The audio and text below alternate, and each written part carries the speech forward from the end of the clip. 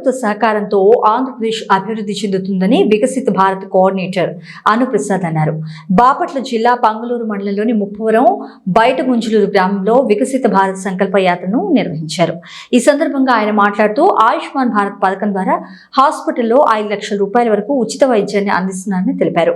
Route officer Vijaypal మాట్లాడుతూ కేంద్ర ప్రభుత్వ పథకాలను గ్రామ స్థాయిలో ప్రతి ఒక్కరికి అవగాహన కల్పించడమే ఈ యాత్ర ముఖ్య ఉద్దేశమని విజ్ఞప్తి చేశారు. కేంద్ర ప్రభుత్వ పథకాలకు అర్హులైన పేదలకు ఇల్లు, అంగన్వాడీ కేంద్రాల నిర్వహణ, రైతు భరోసా, స్వచ్ఛ భారత్, రహదారుల నిర్మాణం, ముద్రా లోన్లు, ఆయుష్మాన్ భారత్, స్మార్ట్ సిటీ మొదలైన పథకాల ద్వారా దేశం పూర్తిగా అభివృద్ధి చెందాలని రాష్ట్రాలకు సహాయ సహకారాలు అందిస్తామని పేర్కొన్నారు. ముప్పవరం గ్రామ పంచాయతీకి వికసిత్ భారత్ సంకల్ప యాత్ర టీం రావడం జరిగిందండి. ఈ కార్యక్రమానికి విచ్చేసినటువంటి గౌరవ ఎంపీటీసీ గారికి, కోఆర్డినేటర్ గారికి, పంచాయతీ కార్యదర్శి గారికి, ఇక్కడ విచ్చేసినటువంటి సచివాలయ సిబ్బంది, ప్రజలందరికీ కూడా, ఎలక్ట్రానిక్ మీడియా మరియు ప్రింట్ మీడియా వారికి కూడా నా హృదయపూర్వక నమస్కారాలు తెలియజేసుకుంటూ వికసిత్ భారత్ సంకల్ప యాత్ర కార్యక్రమం యొక్క ముఖ్య ఉద్దేశం ఏంటి అంటే, కేంద్ర ప్రభుత్వం ద్వారా అమలు చేస్తున్నటువంటి సంక్షేమ పథకాలు ఏవైతే ఉన్నాయో అవన్నీ గ్రాస్ రూట్ లెవెల్లో ఆంధ్రప్రదేశ్ రాష్ట్రంలోనే ప్రతి గ్రామ పంచాయతీలో ఉన్న ప్రజలందరూ తెలుసుకోవాలనే ఉద్దేశంతో గౌరవ ప్రధానమంత్రి వర్యులు ఈ కార్యక్రమాన్ని ప్రారంభించడం జరిగిందండి. దానిలో భాగంగానే అద్దంకి నియోజకవర్గంలో నవంబర్ 26, 2023 ప్రారంభించబడినటువంటి ఈ వికసిత్ భారత్ సంకల్ప యాత్ర కార్యక్రమం 4 మండలాలు ముగించుకొని జేపంగులూరు మండలంలోనికి ప్రవేశించడం జరిగింది.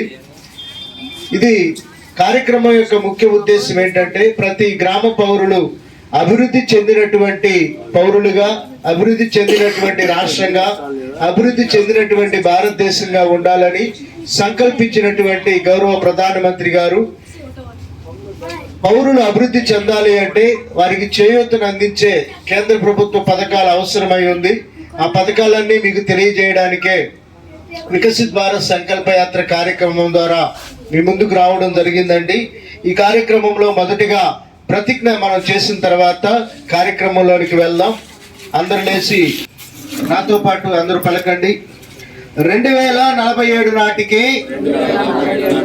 భారతదేశాన్ని అభివృద్ధి చెందిన మరియు స్వావలంబన దేశంగా మార్చుటకు వలసవాద మనస్తత్వ జాడను పూర్తిగా తొలగించుటకు మన ఘనమైన వారసత్వాన్ని నిలుపుకునేందుకు ఐక్యతను బలోపేతం చేసి దేశాన్ని రక్షించే వారిని గౌరవించుటలో పౌరునిగా నా విధులను నేను నిబద్ధతతో నిర్వహిస్తానని ప్రతిజ్ఞ చేయుచున్నాను.